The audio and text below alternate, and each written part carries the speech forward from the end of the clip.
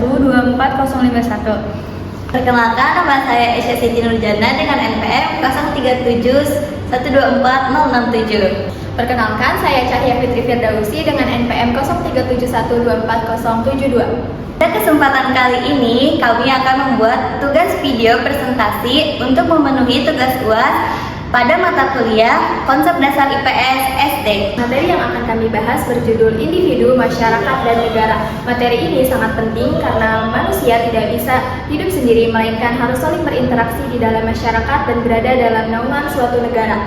Melalui presentasi ini, kami harap dapat menjelaskan pengertian individu, masyarakat, dan negara, serta hubungan antara ketiganya dalam kehidupan sosial. Materi tersebut berikut kami sajikan melalui pengertian individu. Individu berasal dari kata Yunani yaitu individuum yang berarti tak dapat dibagi-bagi.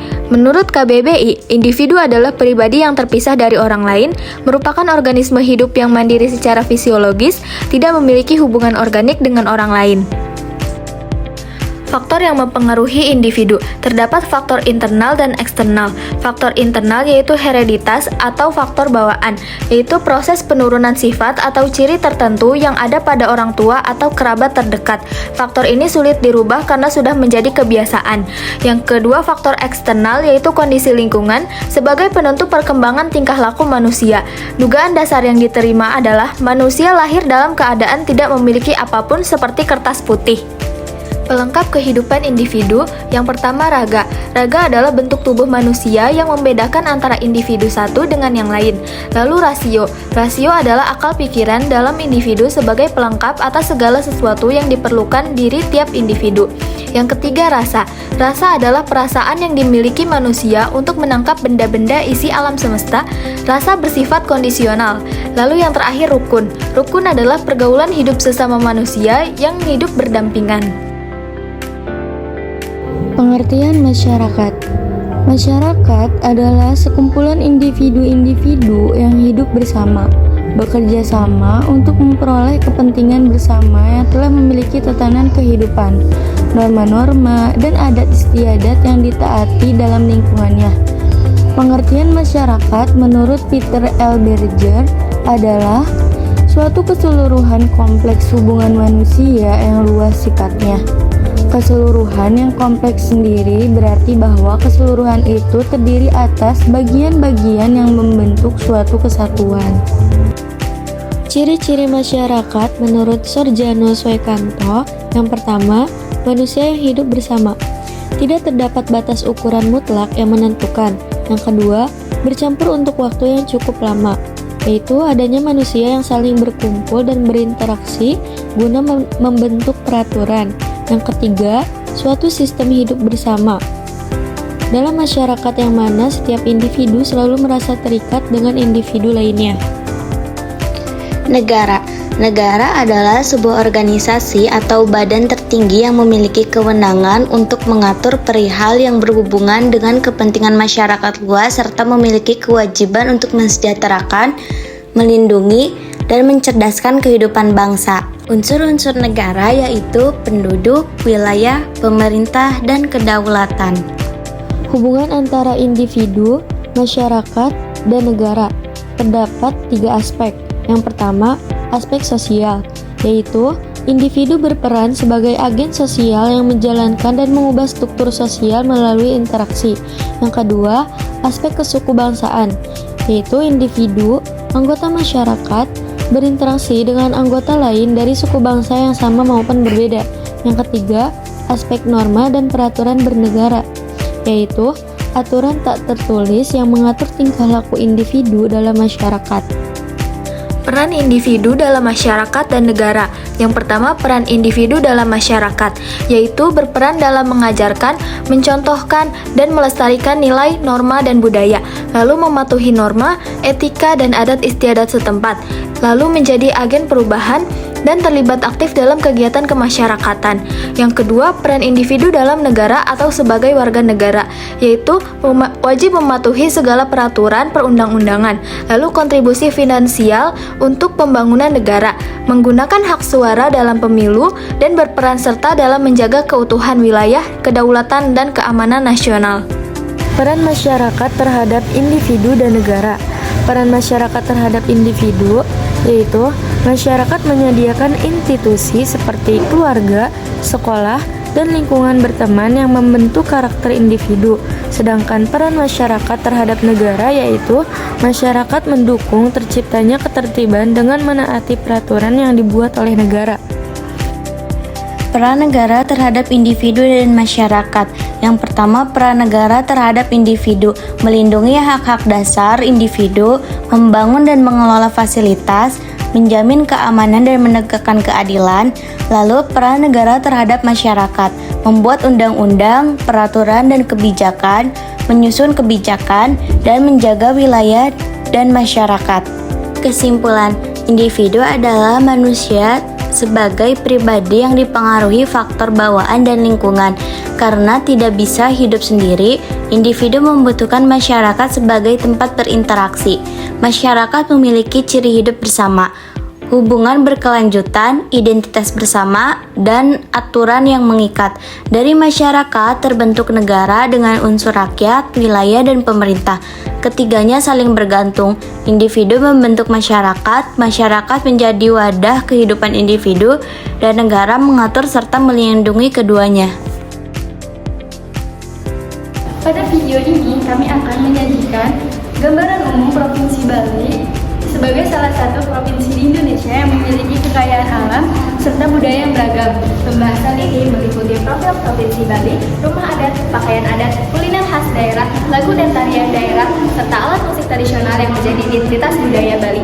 Serta video ini juga membahas tentang kondisi alam Bali, yaitu tentang wilayah perairan dan pegunungan, dan juga adat istiadat yang masih dijaga serta dilestarikan hingga saat ini.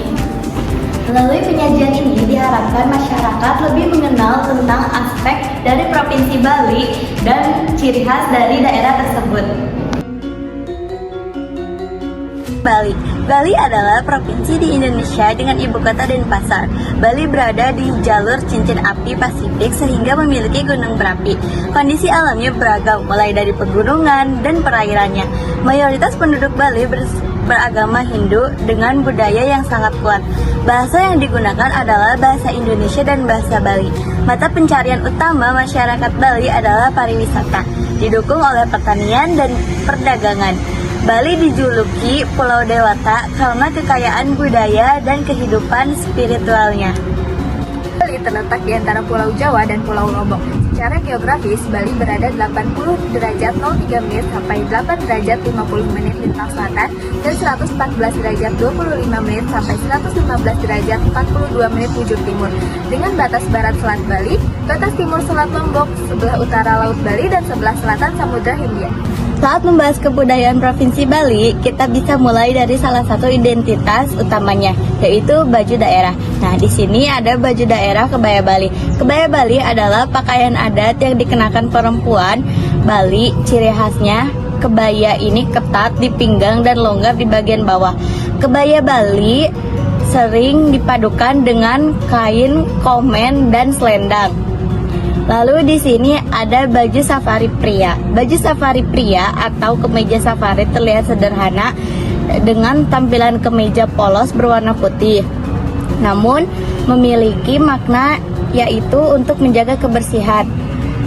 Lalu di sini ada pakaian adat untuk upacara yang sangat penting seperti pernikahan, dinamakan payas agung. Payas agung untuk wanita meliputi kain brokat, kebaya hiasan emas, serta berbagai perhiasan.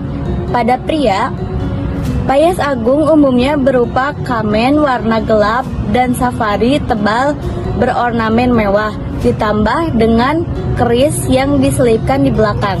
Selanjutnya ada kuliner khas daerah Bali. Yang pertama di sini ada urutan. Urutan adalah hidangan yang terbuat dari usus babi yang dimasak dengan rempah khas. Di sini ada babi guling. Babi guling terbuat dari babi utuh yang diisi bumbu base genep, lalu dipanggang perlahan sambil diputar atau diguling hingga kulitnya renyah dan bumbunya meresap. Dan di sini ada sambal matah. Sambal matah merupakan sambal yang berbahan mentah tanpa digerus. Ada sate lilit. Sate lilit memiliki cara pembuatan yang unik, di mana daging cincang dililitkan pada batang bambu atau batang serai yang menambahkan aroma khas saat dibakar. Dan yang terakhir ada lawar. Lawar terbuat dari campuran sayuran kelapa yang dibumbui dengan bes genep. Pembahasan selanjutnya adalah rumah adat. Rumah adat Bali tidak terdiri dari satu bangunan tunggal, melainkan berupa satu kompleks yang terdiri dari beberapa bangunan dengan fungsi yang berbeda. Seluruh bangunan tersebut berada dalam satu pekarangan dan disusun berdasarkan aturan adat serta kepercayaan masyarakat Bali. Dalam satu pekarangan rumah adat Bali terdapat beberapa bangunan utama seperti angkul-angkul sebagai pintu masuk, aling-aling sebagai pembatas untuk menjaga privasi, balai mantep, balai dauh, dan balai sekapat yang digunakan untuk kegiatan keluarga dan sosial. Selain itu terdapat juga Klupu Jeneng dan Lumbung yang sebagai tempat penyimpanan hasil panen. Lalu ada Pura Keluarga sebagai pusat kegiatan spiritual. Lalu ada Balai Gede untuk upacara adat dan serta pewerangan sebagai dapur tradisional. Jangir seng sengi seng seng jangir seriang bentur rarati kelap kelap ngalap bunga langsing lanjar memuluni nyandat gading miring majangiran seriang ngantur rora arasi jak jangi jangir arasi jak jangi jangir arasi jak jangi jangir arasi jak jangi jangir. Daerah yang baru saja kita dengarkan merupakan salah satu lagu tradisional Bali, yaitu Mejanggeran. Lagu Mejanggeran merupakan salah satu lagu daerah Bali yang menggambarkan kehidupan dan perasaan masyarakat setempat. Melalui not lagu yang disampaikan, kita bisa melihat bagaimana pola nada membentuk irama lagu Mejanggeran. Ini notnya.